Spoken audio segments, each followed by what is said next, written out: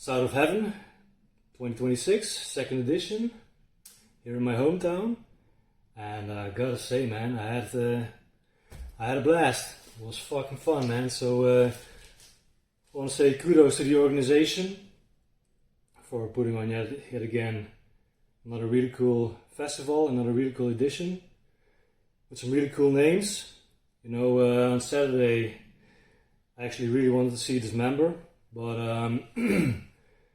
unfortunately I had to attend a family function that I just had to be there. So I missed Dismember, but oh well, what are you gonna do? Then also Anthrax played, and luckily I got to see Anthrax, and they fucking ripped it up, man. They were, whoa, man, they were on fire, man. They played fucking tight, you know. They, yeah, just good energy, man. You could really tell they were really into it, and yeah, I mean, when you see Joey Belladonna up there singing, you know, he's really making contact with the crowd, and you see in his eyes like, holy shit, man, people are still going crazy for us, for our music, and that's just so cool to see, man. And I mean, they play mostly stuff from Among the Living, obviously, and Spreading the Disease. And actually, they only played one song from Fistful of Metal, which luckily they played Metal Thrashing Mad, which that is my favorite track song of all time, pretty much. So that was fucking great. And yeah, then Megadeth was the was the closer for the Saturday. I don't know, man. I'm not a big Megadeth fan. You know, I appreciate some of the albums. I mean, I do like Euthanasia and Countdown to Extinction. I like those albums a lot, but I don't know, man. I've never been a fan of Dave's vocals. I was like, if I want to see Megadeth, this is pretty much my only chance. But I was like, man, I don't know. I don't really need this. I'm just so tired anyway. So yeah, I figured since Corrosion of Conformity was playing the next day, I went to the Aardschok stand. They were selling some vinyl and some CDs. So I found. I actually never listened to this album before I went to South of Heaven, but so I picked up Animosity, and I mean, I saw this cover before a bunch of times, you know. Obviously, you have the pus head artwork on the front, and then some different artwork on the back, which looks super fucking cool, man. And I don't know what it is about. I don't know what it is with these little demon guys, but that kind of artworks reminds me of some old cartoon from, like, I don't know, the late 80s, early 90s, or what. I don't know, maybe someone in the comments knows what I'm talking about. So if you do know what I'm talking about, yeah, just drop a comment. And fucking love these band photos, man. Got Woody Weatherman here, ripping it up. Mike Dean. He looks like he means serious business, man. Fucking awesome. So I took it home with me, and I figured, you know, I played this a couple of times. This is the re-release, obviously, with get like a lyric sheet, some extra band photos. Really cool release, and the vinyl itself is on a kind of a marbled. Oh, by the way, too, this inner sleeve looks fucking badass. I really like these printed inner sleeves, you know. These, yeah, I think replicas. I don't know. I've never seen the original inner sleeves for this album, so I guess the replicas. Also, too, the old school. I don't know if you can see that. The old school label right there, Metal Blade label. But this is on a kind of a violet marble vinyl, which is really cool. Played this a couple of times, and I mean, this is fucking great, man. This album is a lot of fun. It's This is back in the day when they were more of a crossover band, you know, mixing up punk, hardcore punk with thrash metal. But this is one of those crossover albums that, I don't know, you have, how would you say, you have kind of like these little sub schools within crossover. So, you know, you have like, I don't know, Agnostic Front, Chromax, that kind of crossover. Then you have a more straightforward kind of crossover, right? Suicidal Tendencies, which is more of like a skate punk influence. And then you have like the Septic Death, you know, if you know Septic Death, that's a really weird fucking band. And this is actually more in line with, I would say, Septic Death mixed with Black Sabbath. So you do get like the groove from Black Sabbath, you know, which they would later incorporate more and more into their later releases, where they become more of like a southern rock infused groove metal band, I guess you could say. But yeah, this is a really cool album. Dig it a lot. And so on Sunday, which bands did I see? Fuck man, I'm blanking right now. Obviously, yeah, so I saw Corrosion of Conformity, and I have to say, man, this was the most fun I had at the festival, seeing these guys, even though I wasn't really familiar with their material. But I mean, the band was really into it. So obviously, you know, like I said, this guy, Woody Weatherman, you know, he looks fucking mean in this photo, but you could see that he had a lot of fun playing, man. He was like, yeah, I don't know, smiles on his face all the way through. And I mean, the pit was fucking hilarious. I mean, there was this one guy, I mean, so people were crowd surfing left and right, you know. It's just so cool to see like all these young kids crowd surfing, you know. It's probably like first festival experience for them, or like, I don't know, a lot of young kids with their parents were there, and you see them crowd surf, so that was like fucking fun. And actually, I've been going to shows for like since 2003, when I was 13 years old. So I've been going to shows for like on and off for like 23 years at this point, which is fucking crazy to think about. But and I don't mean that to brag or whatever, but just kind of reflecting. But in all those 23 years, I've never crowd surfed, and I saw all these kids in the crowds, you know, doing all this crowd surfing. I was like, man, what the fuck, man. God damn it, I want to get in on the action, so I fucking did it, man. I lost my my crowd surfing virginity, so that was fucking amazing, man. Just a great feeling. So I mean, to be honest, it felt like I did lose my virginity. I don't know if that's TMI for some of you, but whatever, man. I don't give a shit. But there was this dude in the crowd in the pit. And he was clearly off his rocker, you know, and I don't mean that in a mean-spirited way or whatever. He was just having fun, you know. But he was basically gesturing to everyone, like, "Hey, man," like he would swing his arm around you, and he would like, "Yeah, man, just lift me up, and I want to crowd surf," you know. I mean, he didn't say anything, but you could see that was his intention. And I was like, man, I want to help you up. I need someone else to lift you up. So, and then there were these other people, you know, they were trying to lift him up. But he was so out of it, like he would like fall over backwards, you know, fall on his head. That's fucking funny, man. I don't know, there were these kids. They had this paper crown, I guess, from Burger King, you know, and everyone was around them, like, you know, to the beat, to the music. Everyone was like worshipping. I don't know, fucking funny, man. But and then also like Death Who was playing. It took me a while to get into the concert, which was kind of a bummer because they did play really well.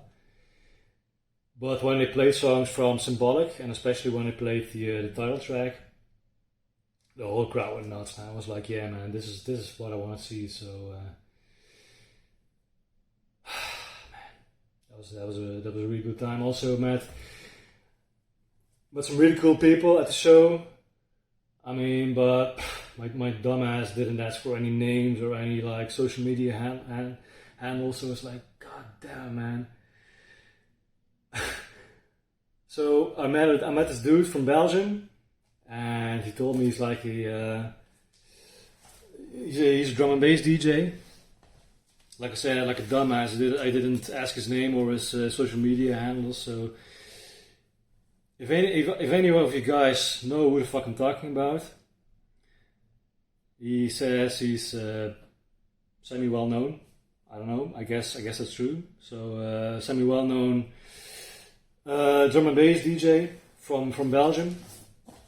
If you know what I'm talking about, just leave it in the comments. I want to hit this guy up, shoot the shit, because that guy was fucking awesome, man. So yeah, I mean overall I just had a really good experience at the festival, and yeah, just a good atmosphere, good food, good people, and yeah, like I already mentioned, I picked up this one, so I didn't leave.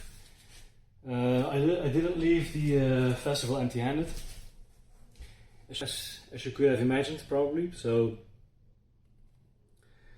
I saw this one in the bin. I was like, what the fuck is this still doing in the bin? You know. So I was like, fucking finally! Now I finally own a copy of Hello Waits. I mean,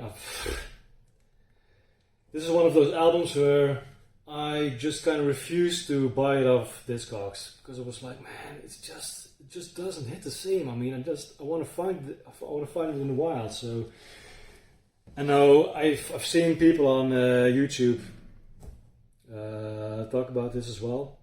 So more people have been picking this up, but this is fucking badass box set. You know, this is 3 CDs you get.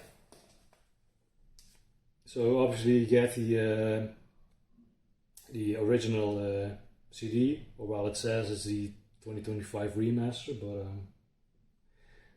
I don't know, sounds fucking great to me. And you get these 2 CDs from Live from Bochum, 1985. I haven't listened to that show yet, but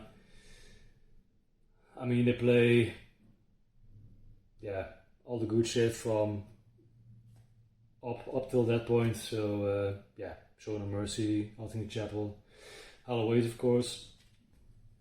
And this is just really well packaged, man. You get this fucking awesome poster as well. 2-sided poster. So you get the band, fucking awesome photo there. Oh, and then you get, it's really cool. Zoom out a bit. There you go. Yeah, man, fucking badass. Really nice booklet with interviews, and they detail pretty much the making of the album. Oh, that went the poster. Some other really cool band photos, man. So yeah, this is a must have in my opinion. Obviously, all the lyrics are there as well. So yeah, fucking phenomenal. They did a really great job. And yeah, man. So I've been playing Halloween's a ton lately. I don't know, man. I think Show No Mercy was always my favorite Slayer album, and it still is. But I don't know, man. I've been really digging this. To be honest, it took me quite a while to get into this album. When I was really getting into Slayer proper, about, I don't know, when, 10, 15 years ago at this point. Because before that, when I was a teenager, you know, I pretty much listened only to Christ Illusion when that was a new album. I played Christ Illusion a lot when it came out, and I don't know, it has some good songs on it, but yeah, just not the same as the first 3 albums for me, man. So yeah, Show No Mercy is a bit of a more dynamic album, I would say, in terms of songwriting. And I don't mean to say that Show No Mercy is necessarily a better album because of that. But yeah, I don't know, I feel like the songwriting is a bit more varied on that album. But I don't know, they just really fucking dialed it in on this one, man. They just honed in. Also, when I read some of the booklet, some of the makings of that they detail in the booklet, and it talks about how Carrie and Jeff were really inspired by Melissa, Merciful Fate, because, you know, the songs are longer, they're more evil, obviously, as well, more dark, just way more darker, way heavier. And so, actually too, since I didn't own these records, I figured this was in the bin as well, Merciful Fate, Melissa. I was like, fuck, man, I gotta go grab a copy of that because I don't own it. And it's a great record, obviously, and this one comes with a printed inner sleeve as well. There we got the,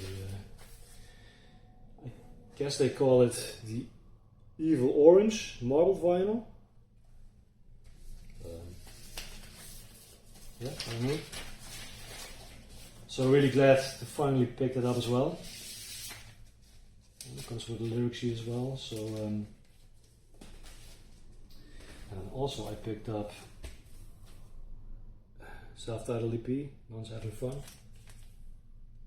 So yeah, really glad to add this to the collection, man. Fucking awesome. So and then the last 2 things I picked up at Side of Heaven were 2 albums by one of my favorite bands of all time. I talked about them on the channel before. This is fucking Bellacore. One of the greatest, no, I would say the greatest progressive death metal band currently, basically. So death metal, but also with a tinge of like melodic death metal in there. But if you don't know Bellacore, you know, they mostly play. If I could compare it to one band, I would compare it to Opeth. But then Opeth from like, you know, the classic era Opeth, Still Life till Watershed, I would say. But yeah, I mean, but it's not a rip-off band, you know. These guys really do their own thing. They have their own sound. And this is the first album, The Frail Tide. Originally came out in 2007. I have all their stuff on CD, but I figured since these 2 were in the bin, I was like, fuck it, man. I'm gonna grab me a copy of that. So this is just yeah, plain inner sleeve, just black vinyl. The only thing that pisses me off about this one is that there's no lyric sheet. Now, granted, I'm not usually a big lyrics guy, but I mean, it's pretty much a standard these days, you know. It should at least include a lyric sheet, you know. Put some extra band photos on there, why not, man? And then I got a copy of the 4th album as well, Vessels. This is my second favorite Bellacore album. And they actually did a really good job on this one. So since it's 2 LPs, they press it on the gatefold. There we go. And they did include the lyrics in the gatefold and then some photo from the original. It's also in the original CD booklet. And the mastering on the vinyl is a bit different than the one on the CD, which is, I don't know, Yeah, that's pretty obvious. And I think, to be honest, I like this master a lot better than the CD master. Because I think this master sounds closer to the original mixdown. I think that was pretty much the intention. I think pretty much the sound that they were going for. I was gonna say. So on CD master, you know, you have this one. So the production on this album is a bit more natural, I would say, compared to their other albums. And there's a really nice crack to the snare, you know. It's just a really nice. The snare has a really nice ring to it. But on the CD master, it's a bit more pronounced and a bit more overbearing. So, and it's not that much an issue on this master. So, yeah. Anyway, regardless of production values, this album is fucking phenomenal. I mean, this is just one of those albums you just want to listen to all the way through in one sitting.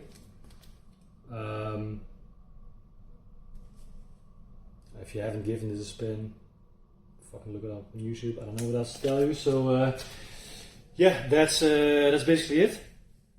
Let me know in the comments what was your favorite festival of this year. Are you going to any festivals? Any festival plans? Are you going to any gigs? Any concerts? Stuff that you're excited about? Let me know. And see you guys in the next one. So cheers.